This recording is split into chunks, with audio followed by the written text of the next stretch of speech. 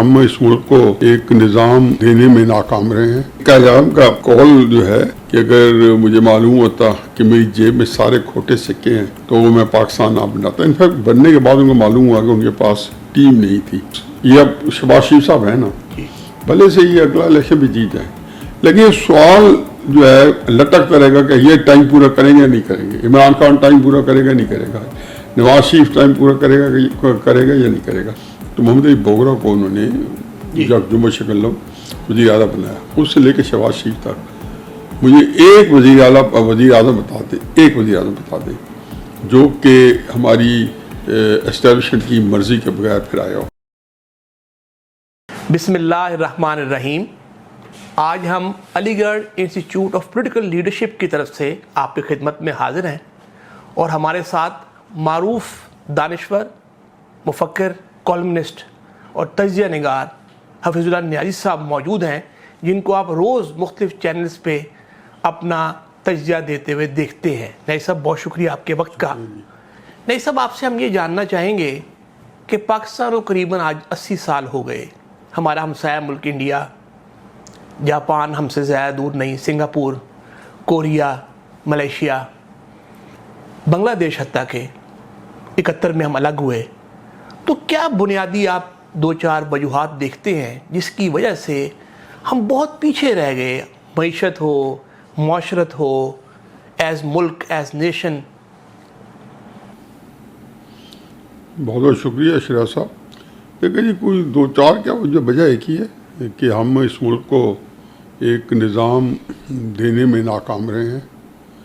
निज़ाम, सियासी निज़ाम और ही कौमों मुल्कों को इस्तेकाम देता है, और मुस्तहकम निज़ाम अगर किसी कौम को प्रोवाइड कर दें तो वो फिर सदियों में नहीं, दहाइयों में नहीं, वो सालों में वो छलांगे लगाती हुई 7वें आसमान तक जा पहुँचती है। दुनिया में दर्जनों मिसालें जो हैं, 3000 साल पुरानी डॉक्यूमेंटेड रोमन अम्पायर देख लें, यहाँ पे सल्तनत उस्मानिया देख लें, और जितनी बड़ी बड़ी अम्पायर्स आई हैं तो उनके अरूज और ज़वाली कहानी मेरे सामने है। सब में एक ही चीज़ उनके अरूज में मुश्तरक है कि उनके अंदर एक निज़ाम के अंदर इस्तेकाम आया, पॉलिटिकल स्टेबिलिटी आई, वो 7वें आसमान में पहुँच जाए। और जिन कौमों को में सियासी अदम इस्तेकाम रहा, या उन मुस्तहकम कौमों में जब अदम इस्तेकाम ने गुंजाइश पाई और उसे अपनी गर्दन घुसाई अदम इस्तेकाम ने, तो फिर निज़ाम जो है वो ज़मी बोस हो गया, ढेर हो गया, और मुमलिकतें जो है तहलील हो गई, कौमें जो है मिट गई। तो एक ही चीज़ है, बाकी सारी चीज़ों की कोख से जन्म लेती हैं। इक़्तिसादी तरक्की, मुआशरती तरक्की, बाकी जो वैल्यूज़, इक़दार, वो निज़ाम, मुस्तहकम निज़ाम की बाय प्रोडक्ट्स हैं। जो जिस कौम की कदरें उतनी आला अरफा, वो फिर उसकी अमीन बन जाती है और उनको लेकर आगे चलती है। और नहीं सब, इसमें अगर हम ज़िम्मेदार ठहराना चाहें तो हमारे पॉलिटिशियंस, हमारे सियासी लीडर्स, हमारी अस्करी क़यादत इदारे, अगर हम इनको ठहराना चाहें तो आप क्या एक को समझते हैं, दोनों को समझते हैं, साथ हम जुडिशरी को और मीडिया को भी अगर शामिल करें तो क्या आप राय देंगे इस पर? मेरा ख्याल में एक क़याम का कॉल जो है वो इससे बड़ा सादिक आता है, और वो कॉल पाकिस्तान बनने के बाद है। उसकी मुख्तलिफ तरीके से बयान किया जाता है, लेकिन मेरा ख्याल है जो उसका जो कमो पेश मफहूम है वो यही है कि अगर मुझे मालूम होता कि मेरी जेब में सारे खोटे सिक्के हैं तो वो मैं पाकिस्तान ना बनाता। इनफैक्ट बनने के बाद उनको मालूम हुआ कि उनके पास टीम नहीं थी। अच्छा, उसमें मैं किसी को कसूरवार नहीं ठहराता हूँ, क्योंकि मुस्लिम लीग बड़ी एक मुनज़्ज़म जमात थी रही, लेकिन वो एक मकबूल जमात जो है कभी भी नहीं बन पाई थी जब तक कि क़ायद आज़म का जो दूसरा सियासी दौर शुरू हुआ 1934 में आके 35 के 36-37 के इलेक्शन लड़े, जिसमें मुस्लिम लीग, ऑल इंडिया मुस्लिम लीग को शिकस्त हुई। तो वो जो मेरा था कि यकदम फिर 1940 तक एक इनका तूती बोलता था क़ायद मोहम्मद अली जिन्ना साहब की सियासत का भी, और मुस्लिम लीग ला मोहल्ला मुस्लिम लीग का भी। तो वो एक 6-7 साल फिर आपके एक ऐसे मदोजज़र के ताश के रहे कि आपको ये भी एग्जैक्टली नहीं पता था कि एंड रिज़ल्ट इसका क्या होगा। आप ये देखें कि बड़ी अजीब कई दफ़ा मैं सोचता हूँ, अब तो बड़ा आसान है कि जी पाकिस्तान है, जी मशी पाकिस्तान था, जी अलहदा हो गया, जी ये है वो है, इतने सूबे हैं। उस वक्त तस्वर में क्या होता होगा, ये आता होगा कि जी शायद पंजाब पूरा हमें मिल जाए, बंगाल पूरा मिल जाए, और फलां जगह पे जहाँ जहाँ मुसलमान अक्सरीती इलाके हैं, यही कहा गया था ना, वहाँ हुकूमतें कायम हो गई जिनमें से आधी से ज़्यादा रियासतें मुसलमानों के पास थी। तो एक अजीब व गरीब सी चीज़ सी कैफियत थी। और फाइनली जब पाकिस्तान आया बना तो उसका कोई कोई कोई एक डिपार्टमेंट नहीं था। मतलब जब वो लिखा गया होगा कि वफाकी हुकूमत पाकिस्तान या हुकूमत पाकिस्तान, तो किस कागज़ पर लिखा गया होगा, कोई लफ्ज़ था ही नहीं। 13 अगस्त को ये लफ्ज़ मौजूद ही नहीं था। 14 को अगर वजारत दाखिला या वजारत तालीम हुकूमत पाकिस्तान, तो किस पे लिखा होगा, 7 तक कागज़ पर लिखा गया होगा। कोई दफ्तर नहीं था इंडिया के पास, तो पूरी की पूरी आपके पास एक फेडरल गवर्नमेंट मौजूद थी। अंग्रेज़ की जगह दिल्ली में जाके जो है हिंदू कांग्रेस की जब हुकूमत बनी तो वो आ गए। पाकिस्तान जहाँ जिस जैसे बना, यहाँ तो कोई ऐसी फेडरल गवर्नमेंट नाम की वजूद ही नहीं था। पंजाब के अंदर जो पंजाब की जो सीट थी वो लाहौर थी। चुनाचे पंजाब की हद तक शायद हमें कोई तरह रेवेन्यू भी यही, सब कुछ यही। बाकी पाकिस्तान की या बंगाल का हुकूमत जो था वो कलकत्ता था, सिंध का जो था वो मुंबई था। तो एक बड़ा अजीब क्योटिक सिचुएशन थी। तो मैं समझता हूँ कि किसी को दोष नहीं ठहरा सकते। बस क़याम के बाद वो कोई ऐसा नाबगा रोज़गार या ऐसा विश्वासो बंदा था ही नहीं कि वो लेके चलता।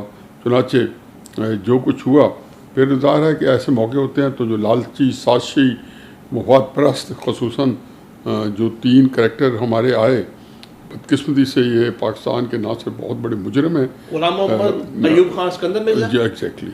तो ये ट्राइको जो है ये फिर ऐसी तबाही फैला के गया या ऐसी जो रास्ते पे पाकिस्तान को डाल गया कि उसमें उसके बाद आने वाले लोग जो हैं उनको जो अफवाज पाकिस्तान ने चाय से नहीं छोड़ी कि अपनी हुकूमत अपना इस्तेकाम जो है वो पहले उसको यकीनी बनाए। और उनको आज तक ये नहीं पता चला हमारी अफवाज पाकिस्तान को या अस्करी क़यादत को कि उनका इस्तेकाम कहाँ जाके यकीनी बनेगा। और वो अभी तक वो कहते हैं कि सरगर्दा तलाश में है कि जी वो उनको खूब से खूब तरक्की।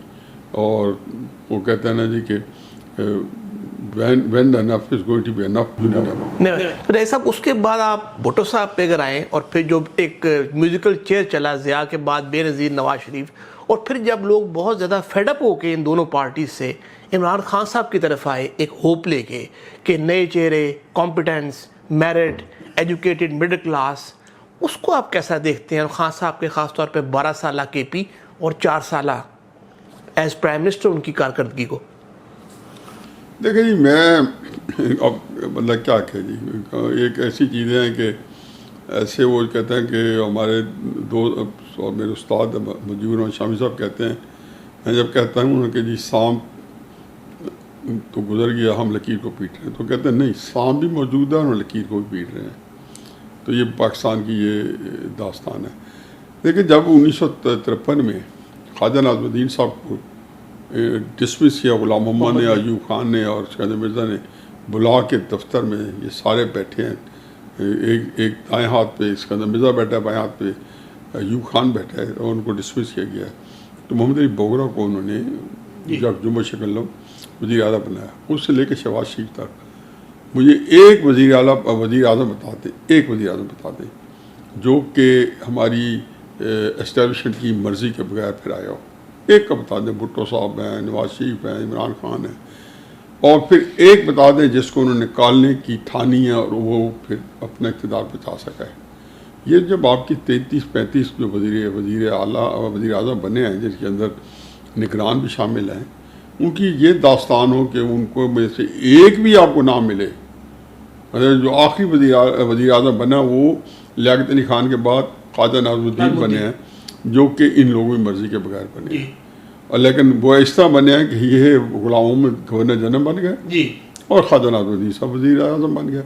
ये तो तारीख को इसलिए हम फ्लो रहे हैं कि ये उसके बाद कॉन्टीन्यूटी है और कोई एक जो है वज़ीर आज़म नहीं बना। अब उसके बाद ये कहना कि म्यूजिकल चेयर नहीं थी, वो इसको चलाते रहे। फिर इमरान खान कैसे एंट्री हुई? इमरान खान उनकी ख्वाहिश हमेशा रही है कि अब भी शायद हो कि अब इनके अलावा इमरान खान और जो हुकूमती इक़्तिदारी पार्टी को एक और भी आ जाए, जिसके बारे में आजकल एक चला हुआ वंडर बॉय या जो भी है उनका जो आ रहा है और उसके ऊपर बड़ी लहदा हो रही है।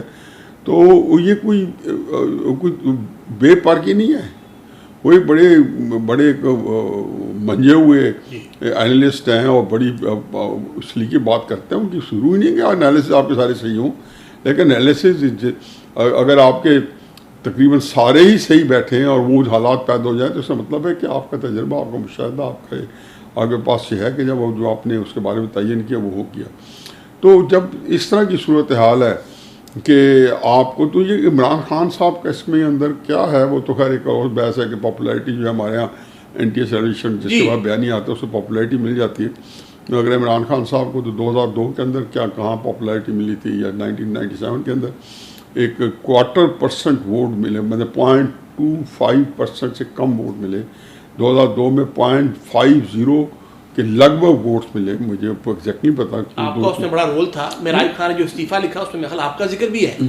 तो वो एक ऐसी चीज़ है कि आप ये कहें कि जी जो इमरान खान साहब की एंट्री हुई जब पीपल्स पार्टी ने उन्होंने 2008 के अंदर एक जॉइंट हुकूमत बनाई तो अपोजिशन की स्पेस खाली हो गई। एस्टेब्लिशमेंट ने इनको प्रमोट करना शुरू कर दिया, ये हमदर्दी के साथ रख दी। प्रमोट तो खैर इमरान खान साहब अपने फिर जब एक स्पेस मिली तो उन्होंने उसको भरपूर सा फ़ायदा उठाया, उनके अंदर वहाँ पे जो है बदरजातों बराजमान हो गए। तो खैर ये इसलिए एक म्यूज़िकल चेयर तो मैं नहीं कहता हूँ, लेकिन ये चलती रहेगी। और जब मैंने कहा ना आपके पास चूँकि मुस्तहकम निज़ाम नहीं है, मुस्तहकम निज़ाम का मतलब ये होता है कि ये अब शहबाज शरीफ साहब है ना, भले से ये अगला इलेक्शन भी जीत जाए, लेकिन ये सवाल जो है लटकता रहेगा कि ये टाइम पूरा करेंगे या नहीं करेंगे, इमरान खान टाइम पूरा करेगा नहीं करेगा, नवाज शरीफ टाइम पूरा करेगा या नहीं करेगा। तो ये वो चीज़ है जो एक मेरा ख्याल है कि एक सुहान रूह है और हमारे मुल्क की जो सियासत है उसकी के ऊपर यही क्वेश्चन होना ही बताता है कि किस कदर गैर मुस्तहकम है हमारा निज़ाम भी और हमारी हुकूमतों का जो है ना। और नए साहब जो हमारी पिछले साल से पिछले 8-10 साल से ख़ास तौर पे जो बदतरीन महंगाई, बदतरीन करप्शन और बदतरीन बेरोज़गारी, ये इशू अक्सर हमारे मीडिया पे डिस्कस ही नहीं होता है। ये तो होता है कौन आ रहा है, कौन जा रहा है, वंडर बॉय की ज़रूरत है, किसकी डील हो जाएगी, कौन बाहर चला जाएगा, और आवाम बहुत परेशान है। इस बारे में आप क्या कहेंगे?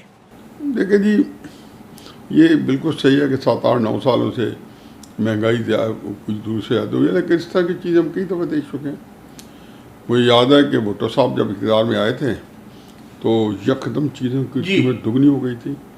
बाज़ार के अंदर एक अच्छे रेस्टोरेंट्स में अगर प्लेट एक कौरमे की 2 रुपए की मिलती थी तो फ़ौरन 4 रुपए हो गई। उस वक्त 4 रुपये बहुत बड़ी कतई रकम थी। कोई चीज़ 73-74 की बात है, डॉलर डिवैल्यू हो गया, 4.5 रुपये से डॉलर 9 रुपये पे पहुँच गया, यानी कि मोर देन डबल। या ऐसी करें कि अगर $150 हो आज तो और अगले दिन जो है तो 350 हो जाए।